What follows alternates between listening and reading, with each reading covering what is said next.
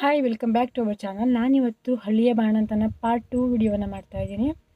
ಹಳ್ಳಿಯ ಬಾಣಂತನ ವಿಡಿಯೋದಲ್ಲಿ ತುಂಬ ಜನರಿಗೆ ಹೆಚ್ಚಿನ ಮಾಹಿತಿ ಬೇಕು ಅಂತ ಕೇಳಿದ್ರಿ, ಅದಕ್ಕೋಸ್ಕರ ಈ ವಿಡಿಯೋನ ಶೇರ್ ಮಾಡ್ತಾಯಿದ್ದೀನಿ.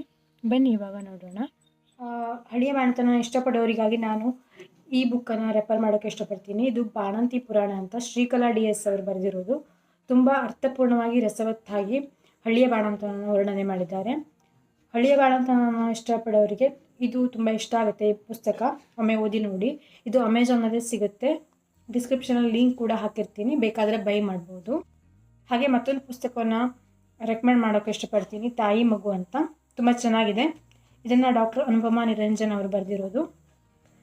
ತುಂಬ ಇನ್ಫಾರ್ಮೇಟಿವ್ ಆಗಿದೆ. ಇದನ್ನು ಕೂಡ ಬೈ ಮಾಡ್ಬೋದು, ಅಮೆಝಾನಲ್ಲಿ ಸಿಗುತ್ತೆ ಇದು. ಸಾಮಾನ್ಯವಾಗಿ ನಮ್ಮ ಹಳ್ಳಿಯಲ್ಲಿ ಹೆರಿಗೆ ನಂತರ 3 ತಿಂಗಳ ಕಾಲಾವಧಿಯನ್ನು ಬಾಣಂತನ ಅಂತ ಕರಿತೀವಿ.